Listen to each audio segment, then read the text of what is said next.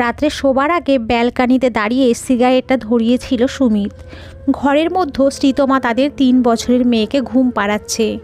আজ অনেক দিন পরে অর্চিতা এসেছিল তাদের বাড়ি, প্রায় 9 বছর পরে। অর্চিতা তার প্রাক্তন প্রেমিকা। অর্চিতা খুব ভালো করে জানে তার এবারে আসাটা কেউই পছন্দ করবে না। তাও তার নির্লজ্জতা দেখে একটু অবাক হয়েছিল সুমিত, সেই সঙ্গে বিরক্ত। যদিও শ্রীতমাকে বিয়ের আগে অর্চিতার ব্যাপারে সব কিছুই জানিয়েছিল, কারণ তার মনে হয়েছিল স্বামী স্ত্রী দুইজনের মধ্যে কোনো আড়াল রাখা উচিত নয়। তবুও কেমন যেন অস্বস্তিতে পড়ে গেছিল সে। তার শান্ত সুন্দর নিস্তরঙ্গ সংসারে অর্চিতার অযথা আত্ম অহংকারের ঢেউ সে কিছুতেই চায় না। অর্চিতা একবার তার জীবনটাকে তছনছ করে দিয়েছিল। অনেক কষ্টে নিজেকে সামলেছিল সে। এক সময় অর্চিতা সুমিতের বাবার খুব প্রিয় ছাত্রী ছিল, পড়তে আসতো তাদের বাড়িতে। সুমিত অর্চিতার থেকে 3 বছরের সিনিয়র হলেও তাদের বাড়ি পড়তে আসার সূত্রেই তাদের আলাপ। সেই আলাপ ভালো লাগা থেকে ভালোবাসা হতে বেশি সময় লাগেনি। দুজনেই পড়াশোনাতেও ভালো হলেও অর্চিতা জয়েন্ট পরীক্ষায় পাশ করার পরে ডাক্তারি পড়তে গিয়ে কি বুঝলো কে জানে, তাদের 4-5 বছরের প্রেমকে নিমেষে শেষ করতে একটুও বাঁধেনি তার। অর্চিতা হয়তো ভেবেছিল সে ডাক্তার হবার পর সুমিতের মতো ছাপোষা মানুষের ঘর সে করতে পারবে না। অথচ অর্চিতার সাথে তাদের বাড়ির সম্পর্কও এতটাই গভীর ছিল যে রীতিমতো অর্চিতা তাদের বাড়িতে যখন তখন আসতো যেত। এলাকার সবাই জানতো ওরা বিয়ে করবে। দুই পরিবারের মধ্যে বসে কথাবার্তাও মোটামুটি পাকা হয়ে গেছিল। প্রতীক্ষা ছিল শুধু দুজনের প্রতিষ্ঠিত হবার। কিন্তু ডাক্তারি পড়ার সময় অর্চিতার মধ্যে আমূল পরিবর্তন হচ্ছে সেটা বুঝতে পেরেছিল সুমিত। আর তারপর অর্চিতা যখন নিজেই সরাসরি সুমিতকে ইগনোর করে বুঝিয়ে দিতে থাকলো যে সে আর এই সম্পর্ক টিকিয়ে রাখতে চায় না, তখন সুমিত আর আটকানোর চেষ্টা করেনি। কারণ সে জানতো কেউ যদি একবার মনস্থির করে এই সম্পর্ক রাখবে না, তখন তাকে যতই বোঝাও আটকাতে যাও ফিরবে না সে আর কখনো। কিন্তু ভিতরে ভিতরে সে বড্ড ভেঙে পড়েছিল।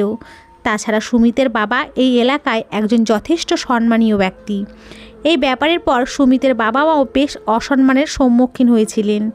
কারণ এলাকার অনেকেই সুমিতের বাবাকে বলতো, কি হবু বৌমা তো ডাক্তারি পড়তে গেছে, শুভ পরিণয়টা কবে হবে? পরে যখন জেনেছিল সুমিতকে ছেড়ে একজন ডাক্তারকে বিয়ে করেছে অর্চিতা, মাথা হেট হয়ে গিয়েছিল তাদের। আত্মীয় স্বজন পাড়া পড়শি সবার কাছে কেমন একটা শুকনো অপমানে বিদ্ধ হয়েছিল তারা। সুমিতের নিজেকে সামলাতে বেশ কয়েক বছর লেগেছিল। হীনমন্যতায় ভুগেছিল সে ভীষণ রকম। প্রথম বাইরে বের হওয়া পর্যন্ত বন্ধ করে দিয়েছিল। তার বাবা মাও ভীষণ চিন্তায় পড়ে গিয়েছিলেন, ছেলে অভিমানে কিছু করে না বসে সেই ভেবেই। বাড়ির পরিস্থিতি তখন ভীষণ রকম ওলটপালট। সময় সব থেকে বড় মলম এটাই প্রমাণিত হয়েছিল। অতঃপর ধীরে ধীরে সে নিজেকে সামলেছে, নিজেকে প্রতিষ্ঠিত করেছে। হয়তো অর্চিতার স্ট্যাটাসের সাথে তার মেলে না, কিন্তু সে নিজেও এখন একজন টেলিকম অফিসের ডিভিশনাল ইঞ্জিনিয়ার। তার স্ত্রী শ্রীতমাও এই এলাকার ইংলিশ মিডিয়াম স্কুলের টিচার। সে আর শ্রীতমা তাদের 3 বছরের মেয়ে মিষ্টি আর বাবা মাকে নিয়ে বর্তমানে খুব সুখী তাদের সংসার। অর্চিতা আজ এসেছিল একটা বড় নতুন ডিজায়ার গাড়ি নিয়ে। তাদের মেয়ের জন্য একটা মানুষ সমান টেডি বিয়ার কিনে নিয়ে এসেছিল। অবাক হয়েছিল সুমিত। তবে অর্চিতার আসার পেছনে যে কিছু স্বার্থের কারণ অবশ্যই ছিল, সেটা সুমিতের বুঝতে অসুবিধা হয়নি। অর্চিতা মুখে তো বলেছিল স্যারের আশীর্বাদ নিতে এসেছে, এখানে নতুন চেম্বার খুলবে তাই। আসলে আশীর্বাদটা ওসব কিছু নয়, অ্যাকচুয়ালি পারমিশন নিতে এসেছিল। সে এখন একজন গাইনোকোলজিস্ট সুমিতের এলাকার। ওদের বাড়ির কাছে একটা বড় ওষুধের দোকানে নিজের চেম্বার খুলতে চায়। অতীতের ঘটনা যেন এতে কোনো প্রভাব না ফেলে, তার একটা শুকনো সমঝোতা যাকে বলে। আর সেই সঙ্গে এটাও দেখাতে এসেছিল সেদিনের ডিসিশন নিয়ে সে কোনো ভুল করেনি। কোথায় সে একজন গাইনোকোলজিস্ট প্রতিষ্ঠিত ডাক্তার, আর কোথায় সুমিত এক টেলিকম অফিসের সরকারি কর্মচারী। সুমিতের বাবা মা অমায়িক মানুষ, তারা মুখে অমালিন হাসি রেখে সব কিছু শুনতে বাধ্য হচ্ছিলেন। আর অর্চিতা নির্লজ্জের মতো তাদের ভদ্রতার সুযোগ নিয়ে কি সুন্দরভাবে হেসে হেসে অহংকারের সাথে বলে যাচ্ছিল, কত জায়গায় সে চেম্বার খুলেছে, সল্টলেকের কোথায় ফ্ল্যাট কিনেছে নিজের হাজব্যান্ডের পয়সায়। এইসব সুমিতের আজ খুব অবাক লাগছিল, এই ভেবেই যে এই মেয়েটিকে সে একদিন ভালোবেসেছিল। এদিকে নিজের এই অস্বস্তিকর পরিবেশ, তার উপরে শ্রীতমার কথা ভেবে আরও খারাপ লাগছিল সুমিতের। কোনো স্ত্রীর পক্ষে এই পরিস্থিতি মেনে নেওয়া সম্ভব নয়। তবে শ্রীতমার ব্যবহারে সে খুব অবাকও হয়েছিল। অর্চিতাকে কফি করে এনে দিয়ে শ্রীতমা হাসি মুখে বলেছিল, আপনার গল্প আমি শুনেছি ওর মুখে, ভালোই হলো আপনার দেখা পেলাম। আপনার কয়েকটা মূল্যবান জিনিস আমাদের কাছে আছে, সেটা ফেরত দেবার সুযোগও পেলাম। একটু ওয়েট করুন, আমি আসছি। এই বলেই অর্চিতাকে অবাক করে দিয়ে শ্রীতমা পাশে তাদের রুমে চলে গিয়েছিল। সুমিতও ভেবে পাচ্ছিল না অর্চিতার এমন কী মূল্যবান জিনিস আছে তাদের কাছে যে সে নিজেও জানে না। মিনিট 5 পরে হাতে করে কয়েকটা ফটো এনে সামনে টি টেবিলের উপরে রাখে শ্রীতমা, সঙ্গে কয়েকটা রঙিন খামের চিঠি।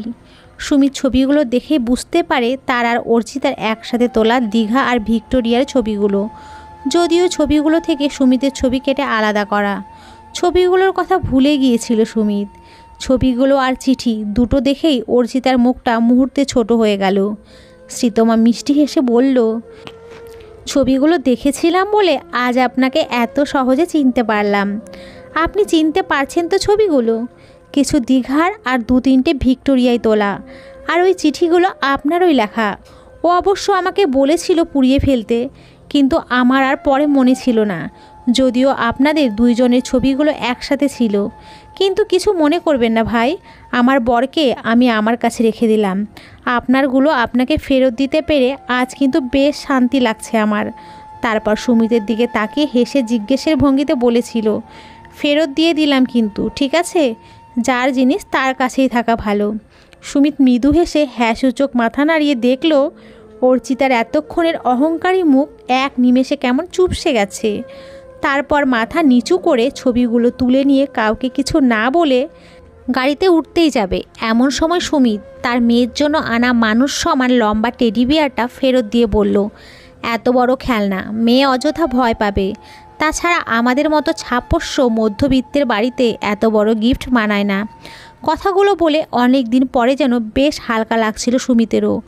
তার আর শ্রীতমার সুখের সংসারে এতটুকুও দুঃখের আঁচ সে দিতে দেবে না। ব্যালকানিতে দাঁড়িয়ে এসব ভাবতে ভাবতে একটা স্বস্তির হাসি খেলে গেল তার মুখে। এতদিনের একটা ভারী বোঝা যেন তার মন থেকে নেমে গেল। এত মন দিয়ে প্রাক্তন প্রেমিকার কথা মনে করে আফসোস করছো বুঝি? ভাবছো বুঝি কোথায় প্রতিষ্ঠিত গাইনোকোলজিস্ট আর কোথায় তোমার বউ একজন সামান্য স্কুলের মাস্টারনি?